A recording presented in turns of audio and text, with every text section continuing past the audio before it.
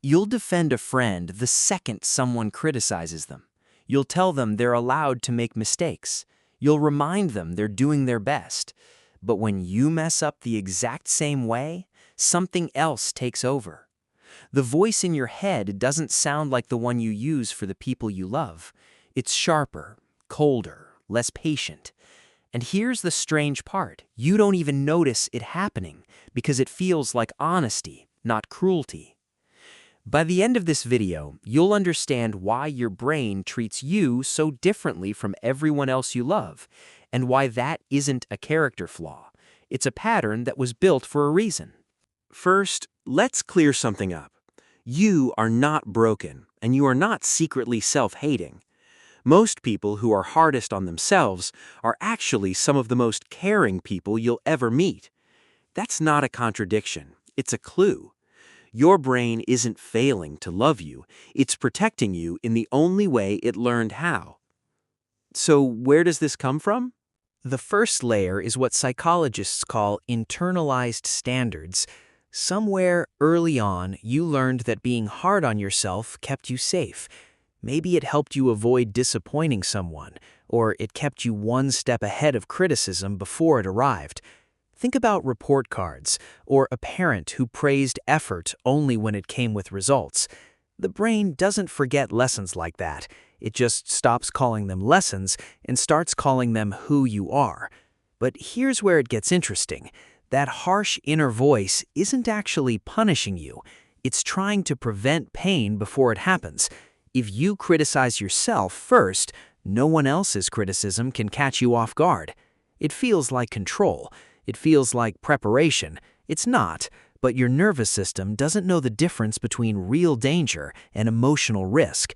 There's another layer most people never notice. Distance creates compassion.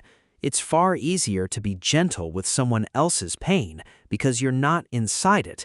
When your friend struggles, you see the whole person, their history, their effort, their humanity. When you struggle, you only see the moment, the mistake, the mess. You lose the wide lens you so naturally give to everyone else. And this is where everything changes. Because this isn't really about kindness at all. It's about safety. Many people learned, long before they could even explain it, that being easy on themselves felt dangerous. Self-compassion seemed like the thing that would make them lazy or careless or unprepared for criticism from others. So the brain swapped warmth for vigilance. Not because it's cruel, but because at some point that vigilance kept you safe. If you're at the 2-minute mark and this is starting to feel a little too familiar, you're exactly the kind of person this channel was made for. So if you want more of this, consider subscribing, and let's keep going. Here's the layer underneath that one. For a lot of people, being hard on themselves became tangled up with identity. Somewhere along the way, I push myself became part of who they are, almost a badge. Letting that go can feel like losing an edge, like becoming someone softer, someone less driven. So the brain holds on to the harshness, convinced it's the thing keeping you sharp. In reality, it's just keeping you tired. But that's only half the story. There's a quieter reason underneath all of this: predictability. Self-criticism is familiar. It's a voice you've heard your whole life. Even when it hurts, it's known territory. Self-kindness, for someone who never practiced it, can feel oddly unfamiliar, almost unsafe, simply because it's new. The brain often prefers a painful pattern it recognizes over a kind one it's never tried. Here's something most people never connect. This pattern doesn't look the same at every age. In your teenage years, it might show up as comparing yourself constantly to others. In your 20s, it might sound like relentless self-improvement, where rest feels like falling behind.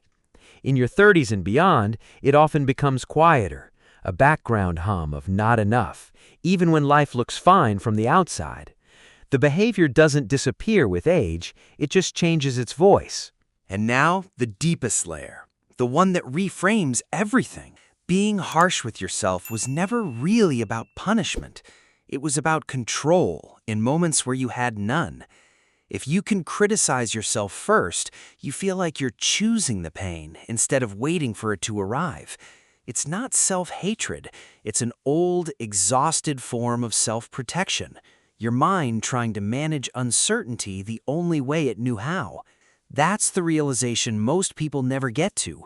The unkind voice in your head isn't the opposite of love. It's a misplaced form of it. Love that learned to wear armor instead of warmth. Think of it like an old room you've lived in your whole life. The furniture might be uncomfortable, the lighting might be harsh, but it's familiar. You know where everything is.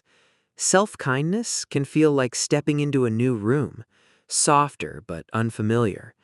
That discomfort isn't proof that something's wrong with you, it's just the strangeness of something new. So if you've spent years being endlessly patient with everyone except yourself, that doesn't make you cruel.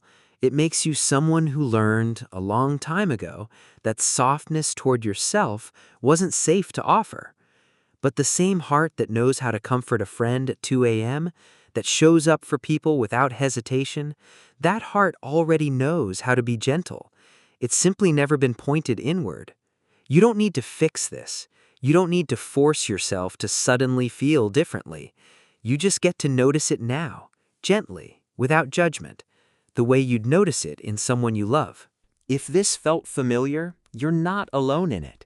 And if you'd like, subscribe for more of these honest looks into the way our minds work, and let me know in the comments which behavior you'd like explored next. You already know how to love people well. That part of you was never missing, it was just waiting to be let in.